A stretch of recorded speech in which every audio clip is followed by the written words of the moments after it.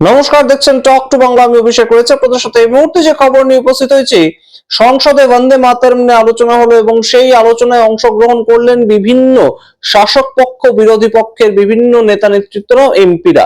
এবং সেখানে দাঁড়িয়ে সঞ্জয় সিং, আম আদমি পার্টির নেতা এবং অবশ্যই খুব গুরুত্বপূর্ণ একজন স্পিকার আম আদমি পার্টির তরফ থেকে, তিনিও বক্তব্য রেখেছেন এবং সেই দুরন্ত ইনিংস সেটা নিয়ে ইতিমধ্যেই চর্চা শুরু হয়েছে যে কোথাও গিয়ে ভারতীয় জনতা পার্টি তারা এই যে বক্তব্যের বিষয়টাকে আনলো, 10 ঘন্টা ব্যাপী বন্দে মাতরম নিয়ে বক্তব্য হলো, চর্চা হলো, এবং সেটাকে কেন কেন এই বিষয়টাকে সামনে আনা হলো, তার মূল ভিত্তিটা ছিল কিন্তু এই মুহূর্তে প্রিয়াঙ্কা গান্ধী থেকে বিরোধীরা বলছেন যে বাংলায় আগামী কয়েক মাসের মধ্যে ভোট রয়েছে এবং সেই ক্ষেত্রে বাঙালি একটা অস্মিতা, সেটাকে কাজে লাগানোর জন্য, বাঙালি ভাবাবেগ সেটাকে কাজে লাগানোর জন্য কোথাও গিয়ে মোদী সরকার এই মুহূর্তে এইটা নিয়ে আলোচনা করেছেন 10 ঘন্টা ব্যাপী।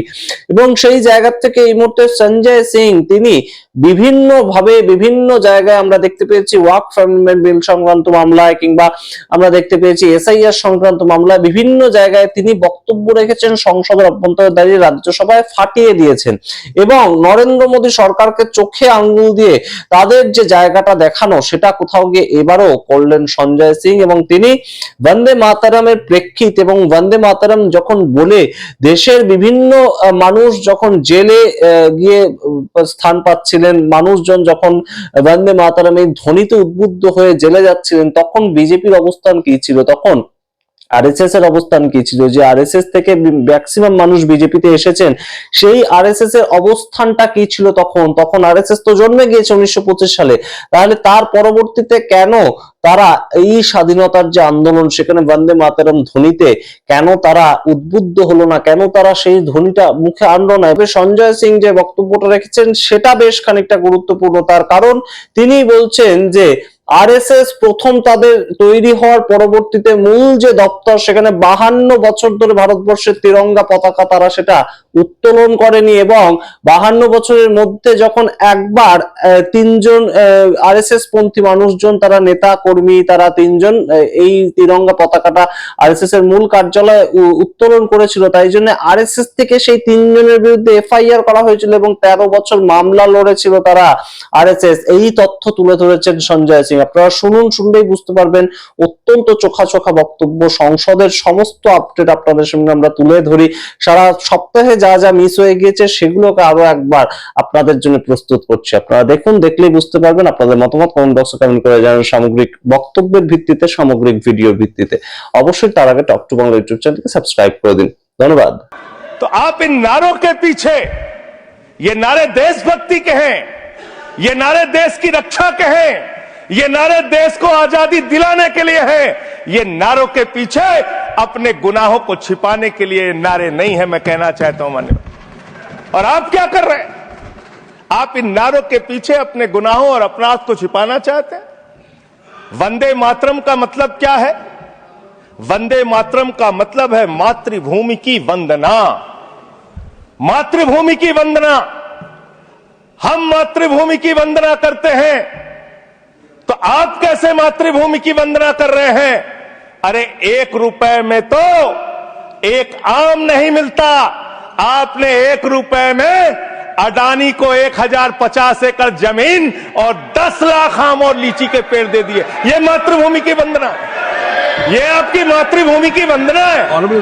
आप मातृभूमि को बेचकर मातृभूमि की वंदना कर रहे हैं। ये मातृभूमि की, आज वंदे मातरम पे ही बात करूंगा सर। मातृभूमि की वंदना, मातृभूमि की वंदना हिंदुस्तान के एयरपोर्ट को बेच के नहीं हो सकती।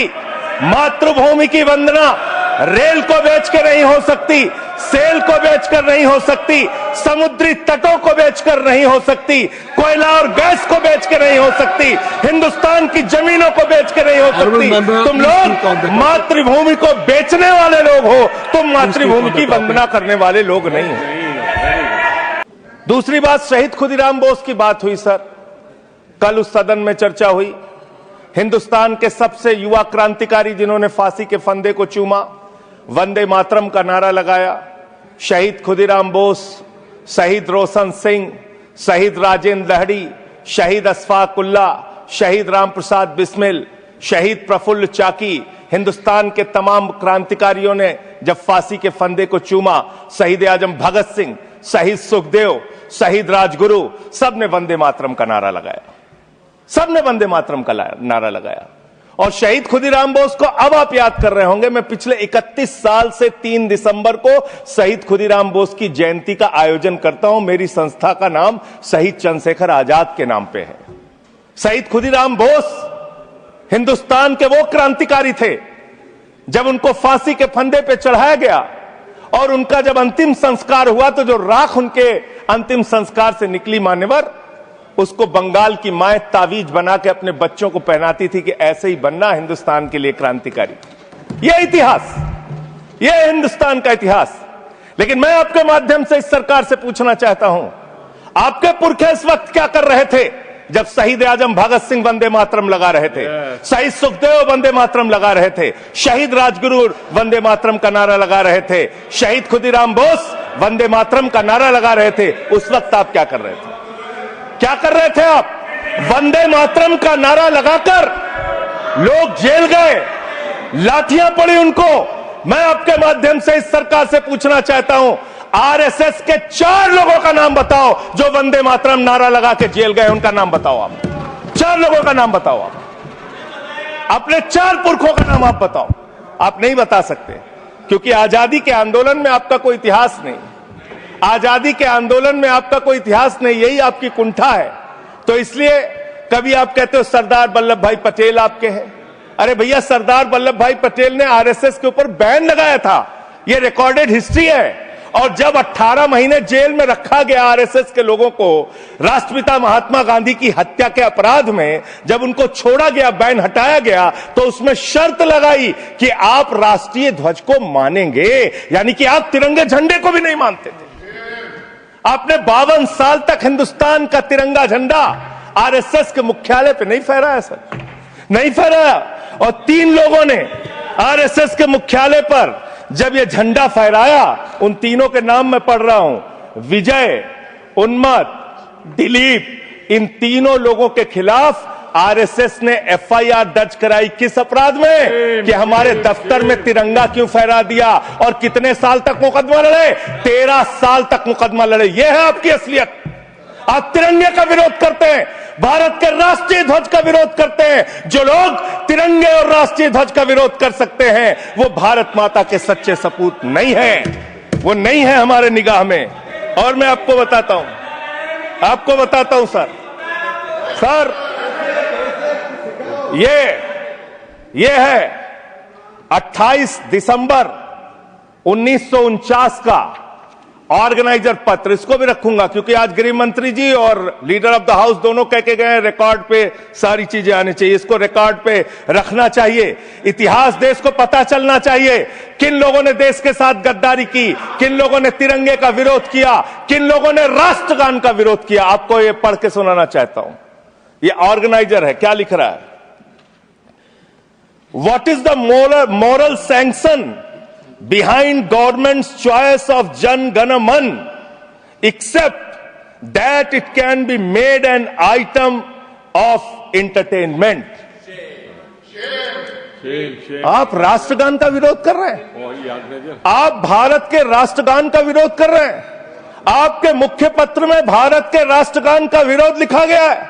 इसके लिए भारत के प्रधानमंत्री को और पूरी की पूरी भारतीय जनता पार्टी को, जो अपने आप को आरएसएस को अपना आदर्श मानती है, पूरे देश से माफी मांगनी चाहिए। ये रिकॉर्ड पे लाऊंगा सर, इसको रख लीजिएगा, ये रिकॉर्ड पे रखा जाए। मान्यवर, फिर से बोल दे रहा हूं, 28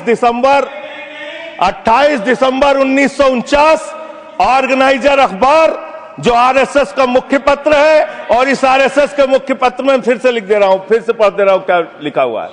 what is the moral sanction behind कि आपने तिरंगे का विरोध किया, राष्ट्रगान का विरोध किया, वंदे मातरम आपने लगाया नहीं कभी, कोई आपका व्यक्ति देश की आजादी के आंदोलन में जेल नहीं गया, कभी आपने कोई देश के लिए, हमारे यहां अवधि में कहावत है, नाखून कटाए कि शहीद ना बना भैया। तू तो नाखूनों नहीं कटाया भैया, बिना नाखून कटाए शहीद बना चाहता है, बिना नाखून कटाए शहीद। ऐसे काम नहीं चलेगा सर। जिन्ना का भी जिक्र कल दूसरे सदन में हुआ, प्रधानमंत्री जी ने जिक्र किया। जिन्ना के साथ आपके कितने गहरे और मधुर संबंध थे, क्या इस देश के लोगों को पता है? नहीं पता, मैं बताता हूं। श्यामा प्रसाद मुखर्जी जी फजलुल हक की गवर्नमेंट में फाइनेंस मिनिस्टर थे, और फाइनेंस मिनिस्टर रहते हुए उन्होंने अंग्रेज गवर्नर को चिट्ठी लिखी थी। Shyama Prasad followed this and told Governor Herbert the administration of the Bengal province should be carried on in such a manner that in spite of the best efforts of the Congress, this Quit India movement will fail.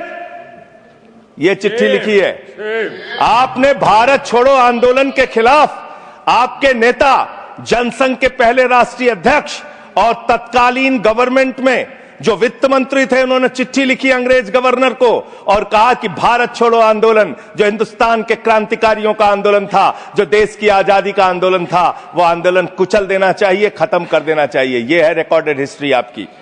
ये आपको, आपके बारे में पूरे देश को पता रहना चाहिए। अब जिन्ना, हाँ, इसको भी सभा के पटल पर रखूंगा। जिन्ना और आपके रिश्ते क्या थे? कितने मधुर रिश्ते थे। एक राज्य में सरकार नहीं बनाई मान्यवर इन्होंने। नॉर्थ वेस्ट फ्रंटियर, सिंध प्रांत और फजलुल हक की गवर्नमेंट। फजलुल हक वो शख्स है जो पाकिस्तान बनने के बाद वहां की सरकार का गृह मंत्री बना।